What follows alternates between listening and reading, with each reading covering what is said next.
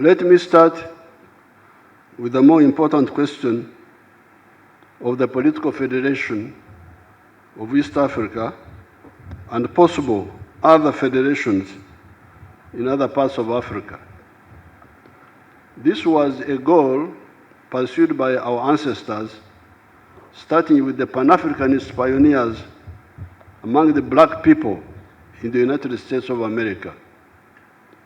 These were W.B. Du Bois, George Padmore, Marcus Garvey, Sylvester Williams, and others. By the mid-1900s, new actors had come on the scene in the persons of Jomo Kenyatta,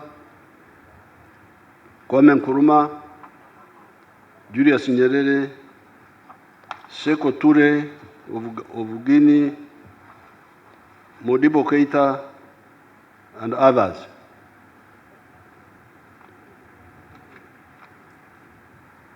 But if you go back, you will find that by 1900, the whole of Africa had shamefully been colonized because our egocentric and incompetent kings had failed to defend us, and instead we are busy fighting fratricide wars among us.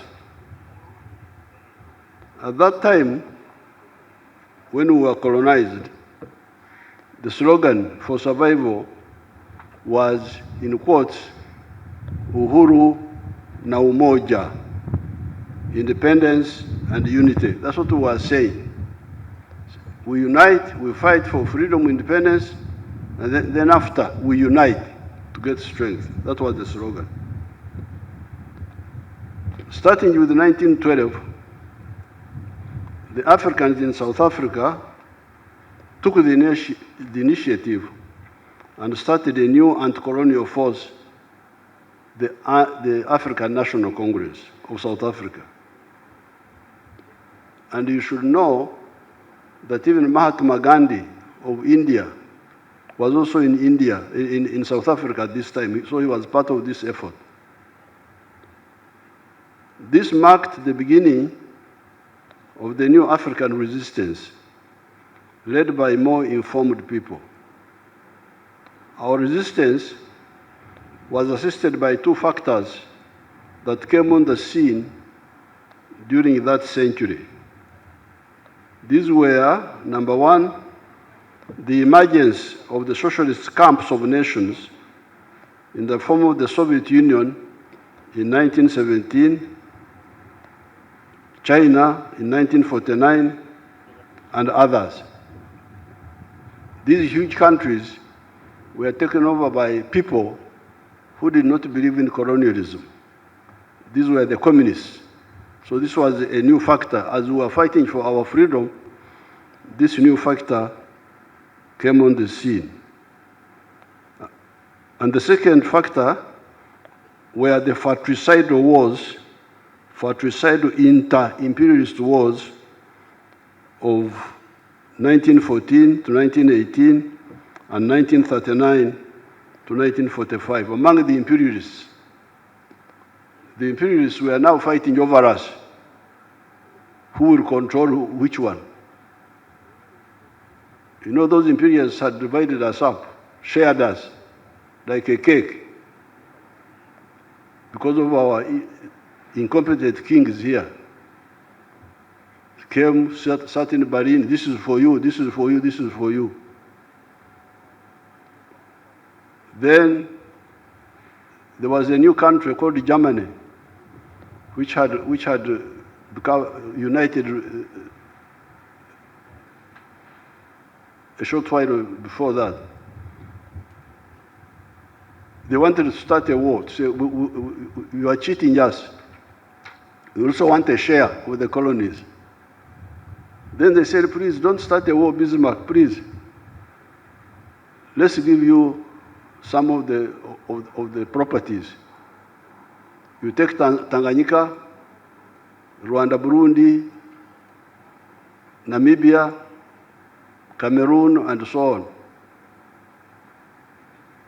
But by the end of the century, German was saying, you have cheated me. I also need more slaves. I need more colonies. That's how their wars started, fighting over us.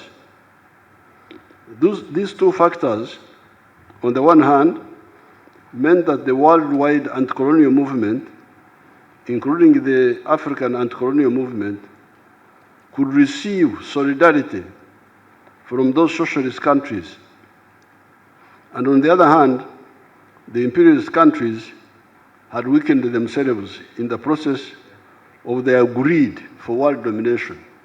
So as they were fighting over us, fortunately they weakened themselves, which was good for us.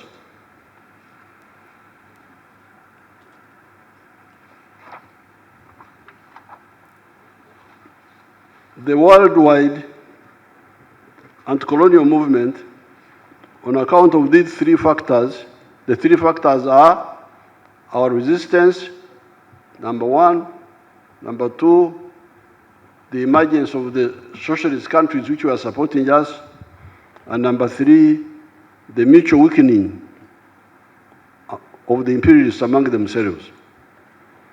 The worldwide anti-colonial movement, on account of these three factors, started scoring strategic victories with the independence of India in 1947, Indonesia in 1945, the defeat of the Kuomintang traitors in China in 1949, etc.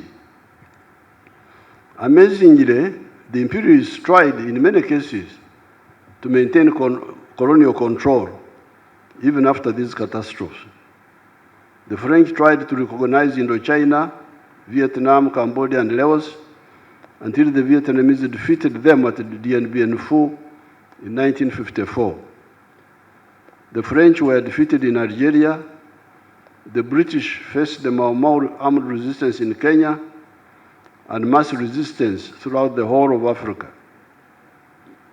Here in Uganda, Ignatius Kangabe Musazi led the mass resistance movement.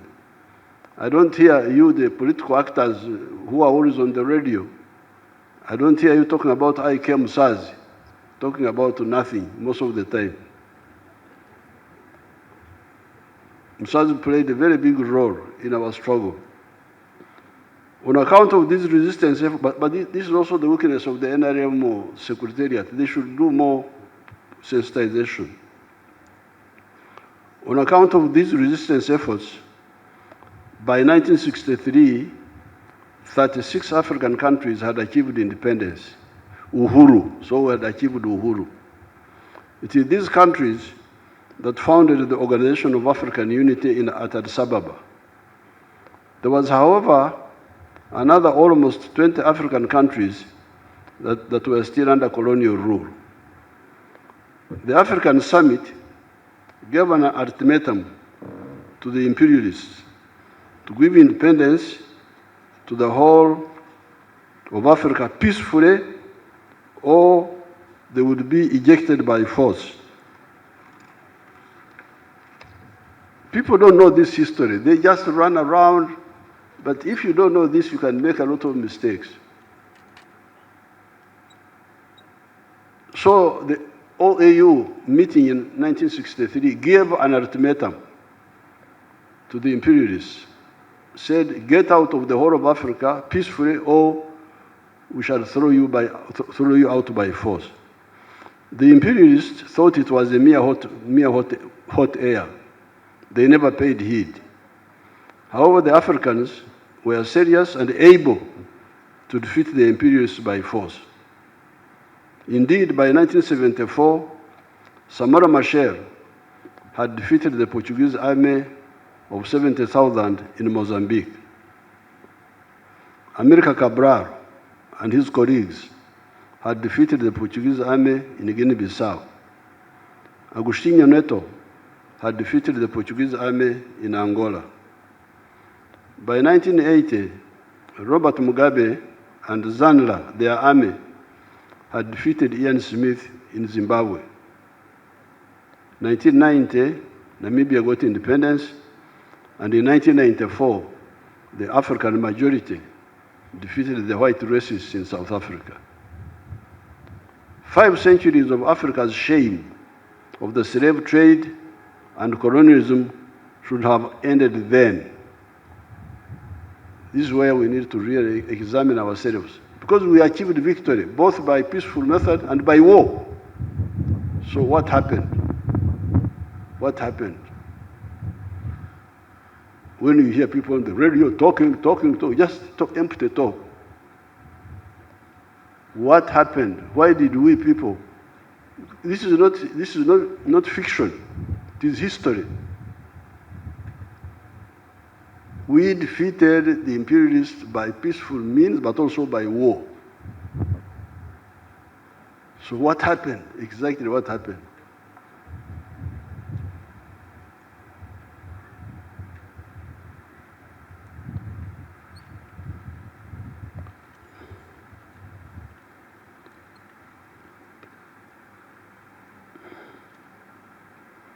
Five centuries of Africa's shame of the slave trade and colonialism should have ended then. we had achieved independence, uhuru in the whole of Africa. The question was, where was umoja? Because you remember the slogan was uhuru na umoja. Now by 1994, the whole of Africa had achieved uhuru. So what happened to the umoja? In the meantime, the question was, where was umoja, unity? In the meantime, we who were participants in much of this time had to diagnose the problem. In that process, we established the 3 historical missions and the 4 ideological principles. To establish the missions and the principles, we would start with a question. Question number 1 was, do the Africans need, deserve, and are they entitled to prosperity like other peoples in the world, or are they not so entitled? That's the question we would ask. Are the Africans entitled, and do they deserve prosperity like all the other people in the world? If the answer is yes, the next question would be, where does prosperity come from? Can prosperity sustainably come from begging? Because you remember the issue of aid. Can you get prosperity through aid? Our answer was no.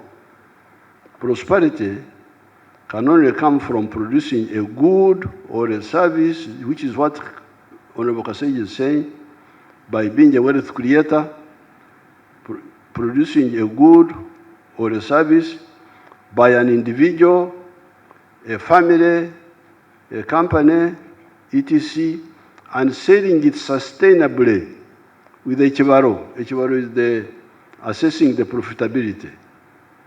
In that way, you will get income and solve your problems. That, however, raises another question.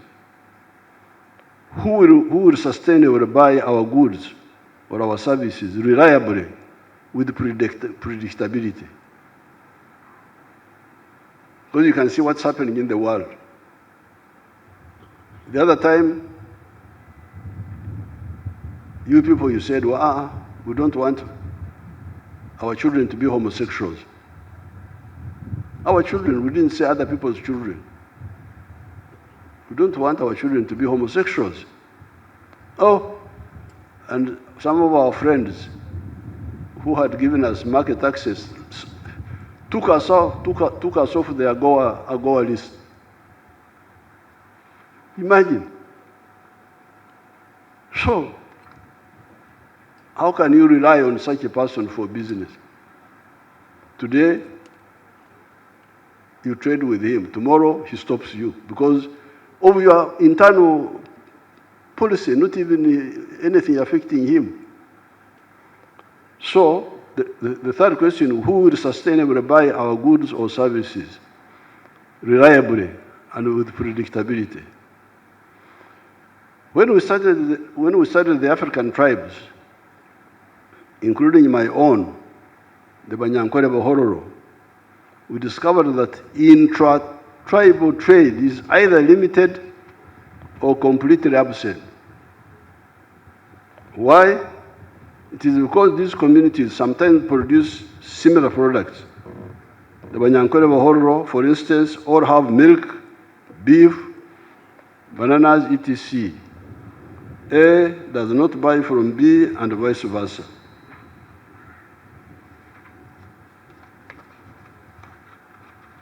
Therefore, identity, being one tribe, does not necessarily solve the problem of prosperity. Happily, we discovered a ready solution, and this was Uganda, that multi-tribal unity, which was already there. You had the Banyankole Bahororo there, but you also had other people. Even in the colonial times of the small enclave economy, the business complementarities among the tribes were already coming up. I was able to pay for education on account of two categories of actors. Category one was Amos Kaguta, my father, who had cattle he had inherited from his ancestors. Hence, those cattle were Enshugi, the cattle of Jaja, inherited from ancestors. You could therefore sell some of them and pay my school fees. The problem, however, was that there was neither a single Munyankole Mhororo cattle trader at that time, nor was there a developed beef market in the area of Ntungamo. You know where Ntungamo is? You know where Ntungamo is, you people? You may not find it on the Uganda map, you may not find it. So Ntungamo, we had neither traders of cattle, nor did we have a meat market at that time. That is how the second category of rescuers came in. The people who rescued me to go to school. These were two Baganda, one of them called Warusimbi Mpanga, and another one called Buchenya. Buchenya, the Banyankole were calling him Buchenya, but the Baganda would call him Bukenya. Now that Buchenya has a grandson who is a big fellow now in the government. I think he's in the Equal Opportunities Commission. If that Munyankole Muganda is here, he can come and they see how Banyankole Baganda look like. Banyankole is the Baganda. If that boy here, if he's here, let him come and they see him here.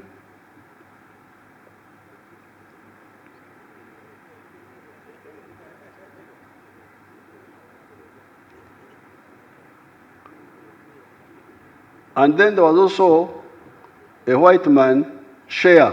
Was a white man, Shea. Warusimbi was buying cattle for the Kampala beef market, Buchenya for the Mbarara market, and Shea for the Kirembe copper mines workforce.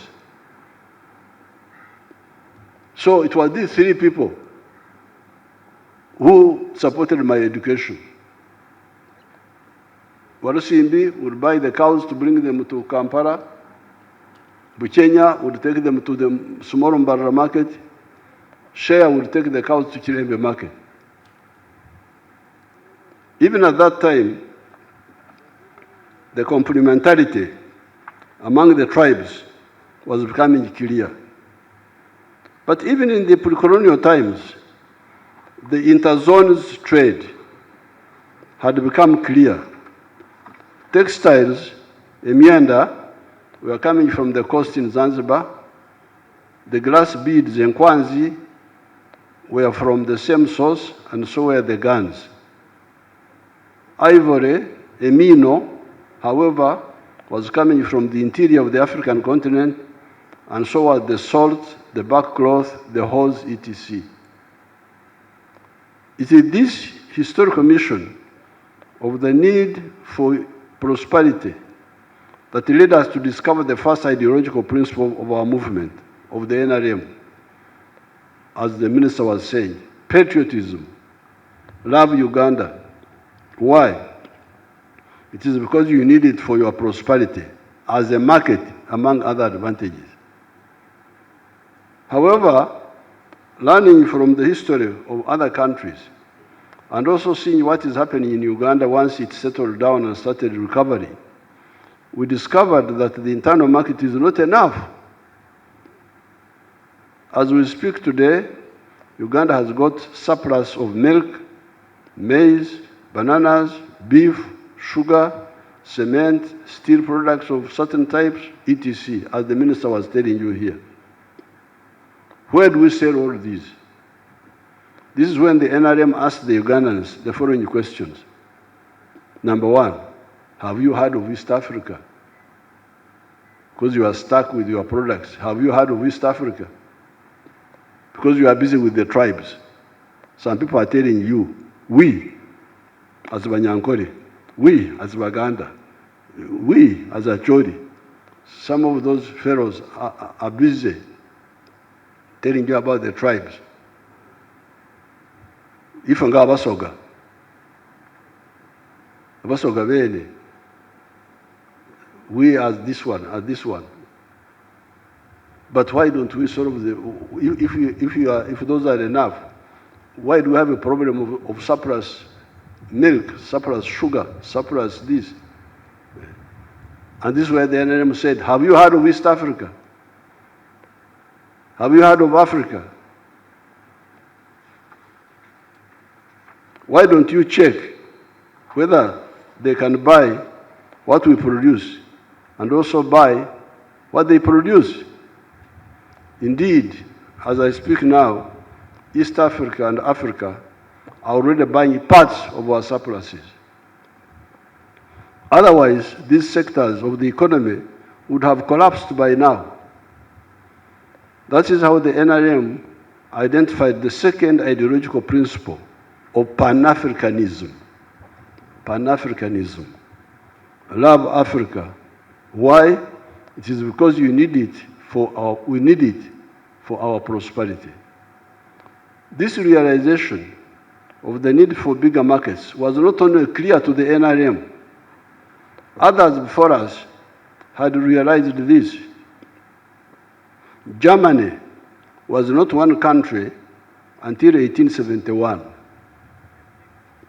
Germanic-speaking people were divided into 39 kingdoms of Prussia, Saxony, Bavaria, etc. However, there was a strong business group in Prussia known as Junkers. It is written Junkers, but they pronounce it Junkers, that saw the importance of a united German market. Working with Bismarck, they pushed the Pan-Germanism agenda, the unity of the Germans. France, by 1789, had been a united kingdom for a long time. There were, however, internal taxes between the provinces of France known as Gabelle. Those provinces were fiefdoms of the princes of those areas. The rising French middle class, the bourgeoisie, could not accept this. Indeed, the removal of these internal taxes were part of the grievances of the French Revolution. On these two ideological principles of patriotism and Pan-Africanism, we added socio-economic transformation and democracy. This was all to achieve historical mission number one, prosperity for the African people through market integration. We are glad by 1980, the African leaders had started seeing the importance of market integration as part of the Lagos Plan of Action. When the NRM took power, we worked with the Wazee, Mzee Mwinyi, Mzee Mkapa, and Mzee Moi to revive the East African community that was relaunched on the 30th of November, 1999. The East African community has now expanded to incorporate Rwanda, Burundi, South Sudan, DRC, and Somalia. In addition, we have got COMESA and the CFTA, the Continental Free Trade Area. We need to remove all the trade barriers and develop infrastructure to facilitate this trade. However, we also need to ensure that countries that are beginning to come up are assisted. We don't want a common market where some countries benefit, others lose. No, it's very dangerous. The countries which are coming up must be assisted so that they also trade equitably. We should never allow trade imbalances among member states to persist. This market integration will address the historical mission of prosperity. However, we had also identified the second historical mission as that of strategic security. How can Africa ensure that never again would its people be threatened by anybody having gone through the 5 centuries of the slave trade, colonialism, and neocolonialism? Economic integration, if it is fully implemented, will address the issue of prosperity. However, during the Second World War, the developed countries of Holland, Belgium, Denmark, France, Norway, etc., became victims of German aggression. They are being developed notwithstanding. It was the Soviet Union and later the USA and UK that defeated the hegemonic Hitler. Even we, the Africans, 500,000 of Africans, took part in that war, as did 2.5 million Indians who took part in that war to save those countries, France and Holland and all that. The highly developed Israel, in terms of technology, would find it difficult to survive in that zone without the cover of the United States of America. Some actors in the world talk of achieving superiority in the 4 dimensions: land forces, air forces, at sea, the Navy, and in space. Where does this leave Africa? Are we going to exist or not exist with the permission of others? Are we only to thrive with the permission of others? Coming to multidimensional strategic security, only 4 countries have been to the moon. These are USA, Russia, China, and India recently. Can Uganda manage a serious space program even when it becomes a first world country? As we tried to answer that question, there was already an answer given by our elders before independence. This was Uhuru na Umoja, freedom and unity. The present weaknesses in Africa are partly due to the mistake of arrivism, where the leaders prefer to remain big fishes in small ponds. It was only Mwalimu Nyerere of Tanganyika and Mzee Karume of Zanzibar that consummated the economic and political integration of the 2 countries to create Tanzania that has been a great success. Recently, the Union of Tanzania celebrated 60 years. We congratulate our brothers and sisters of Tanzania. Mbakubire kumungaro. Economic and political integration where possible are the correct answer to the question of prosperity and strategic security. It handles the two missions. In 1963, we were about to achieve the political federation of East Africa. There is a picture which I will give some of the, you can see it there. That picture. I have that picture, I will give it to a few people after my speech. But that was 1963, Uganda, August. They were saying federation this year, Federation of East Africa this year. That's what they were saying. Thank you. You can see the declaration, that declaration by our leaders. However, along the way, some of them developed cold feet. That is why Mwalimu Nyerere and Mzee Karume must be hailed as some of the most devoted Africans that have ever lived. You can be sure that if that federation had taken off, so many of the problems that afflicted us could have been avoided.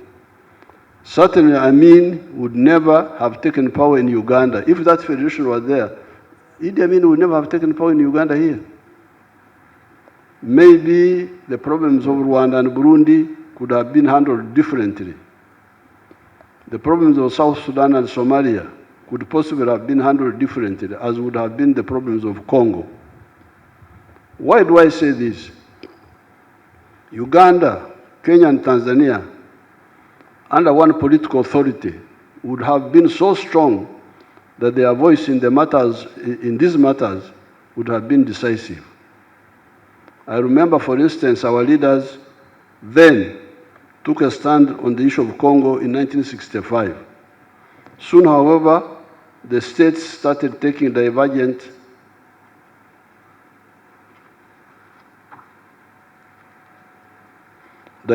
positions, which would not have been the case if they were under one political authority.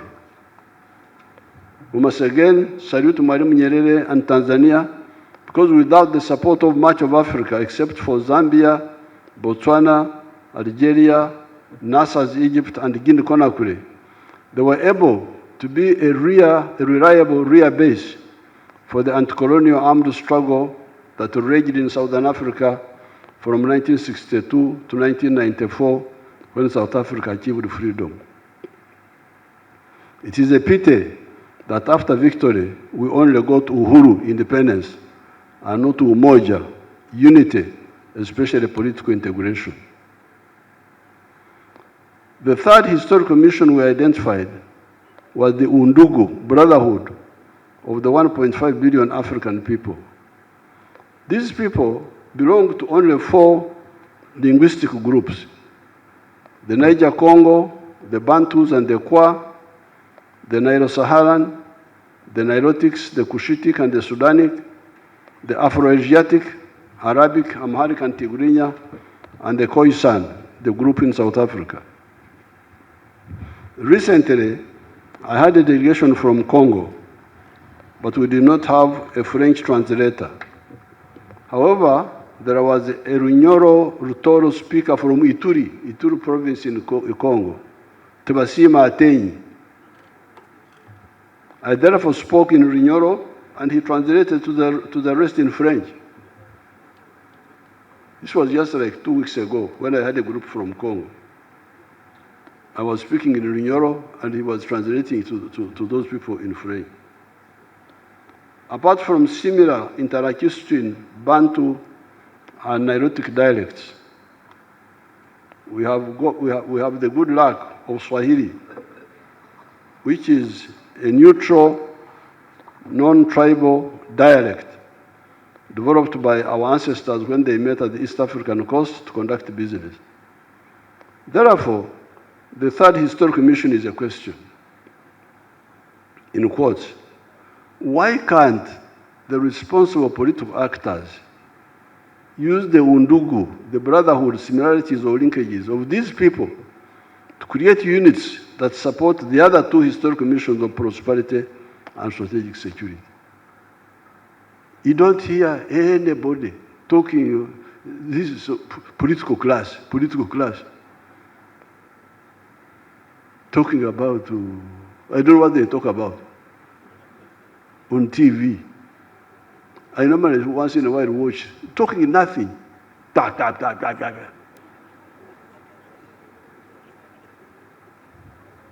can you have a political class lost?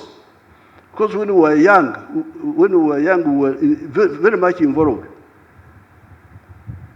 Whatever happened in the whole of Africa, we were involved. In 1968, I went to Mozambique, to the liberated zone with some other students. I was not a Mozambican.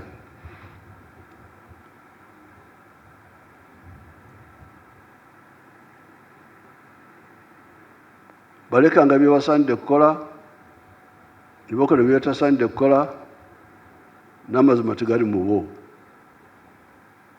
Ani anaavunula ekyo bannange? They left undone what they ought to have done. They left undone what they ought to have done. They did what they ought not to have done, and there is no truth in them. That's what it says in English.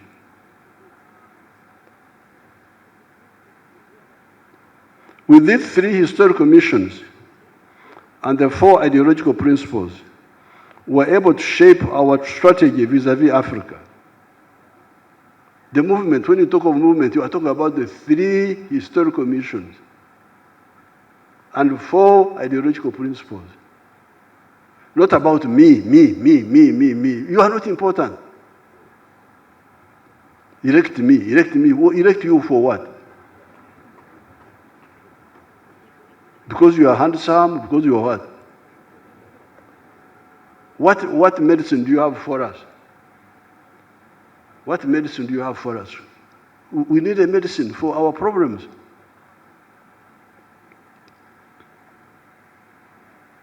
With these three historical missions and the four ideological principles, we were able to shape our strategy vis-à-vis Africa. Whatever we did was guided by this. Why did we tactically work with Obote? But when Amin came, we decided to fight him. Because we saw Obote, we were trying to see how we can move him, beg him, see how to move him to our program. But Amin was off the point. So we said, Kwenda, talk. You cannot interfere with our destiny. We have a journey. We are on a journey. You stood in front of us, tunakutoa.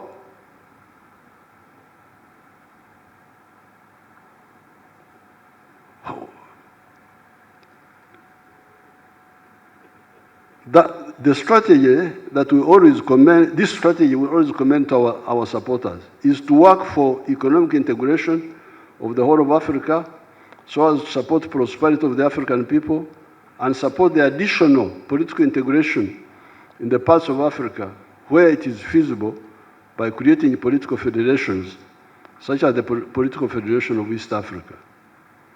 Mwalimu Nyerere and ourselves diverged a bit from Mzee Nkrumah and Muammar Gaddafi, who are talking of a continental government of the whole of Africa. We do not think that such a target of a continental government of the whole of Africa was either feasible or even desirable, because the whole of Africa does not possess enough similarities and linkages to be cohesive, a necessary prerequisite for political integration. East Africa is, and with the use of Swahili, can be very cohesive. The whole of Africa should be one common market. Apart from the Niger-Congo linguistic group that has got a lot of similarities there are also linkages with, for instance, the Nilo-Saharan groups of languages. This is how, amazingly, I discovered that the Somali word for cow is Saa. It is the very word that most of the Bantu dialects in the Great Lakes use to describe the cow dung, not any other dung. So what the Somalis call a cow is what we call cow dung here. But you can see the linkage. There are a lot of linkages with the Nilotic dialects that we do not have to go into here. It is this belief in the three historical principles and three historical missions and 4 ideological principles that enabled the student movement of the 1960s to metamorphose into the armed Fronasa that fought Amin and eventually the NRA-NRM. We rejected the sectarian politics of identity of religion, tribes, and gender chauvinism. By 1986, by the force of 20,000 NRA fighters, backed by millions of civilians that were only propelled by conviction, not by any mercenary interests. The majority of the NRA-UPDF have maintained this. That is why between 1971 and 2021, the NRA-UPDF was fighting for no pay or low pay. Owing to death of some of our supporters, from natural causes mainly, we started getting some corrupt elements, but a minority. These are a minority and are easier to identify and isolate. The spirit of voluntarism was also strong among the civilians. That is why the National Resistance Council, for instance, we are getting a low salary, but we are content. When we came to the Constituent Assembly, we improved the pay, knowing that it was a temporary parliament. However, subsequent parliaments made 2 mistakes. One was to increase their salary and allowances, thereby departing from the spirit of sacrifice that had been the hallmark of the NRA, UPDF, NRM.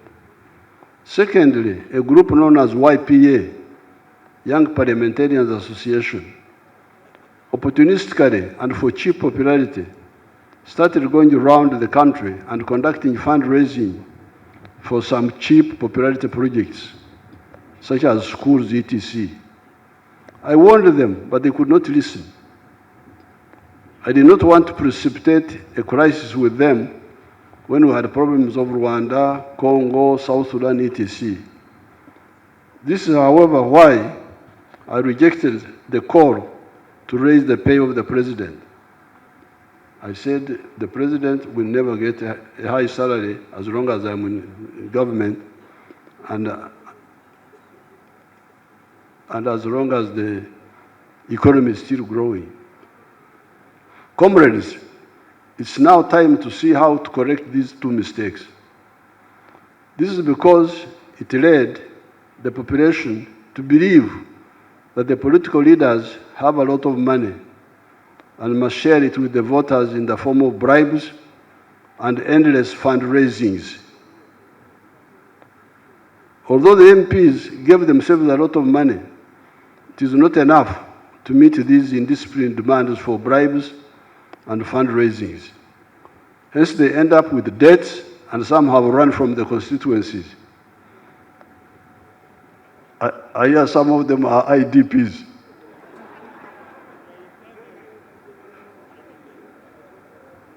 Internally displaced persons.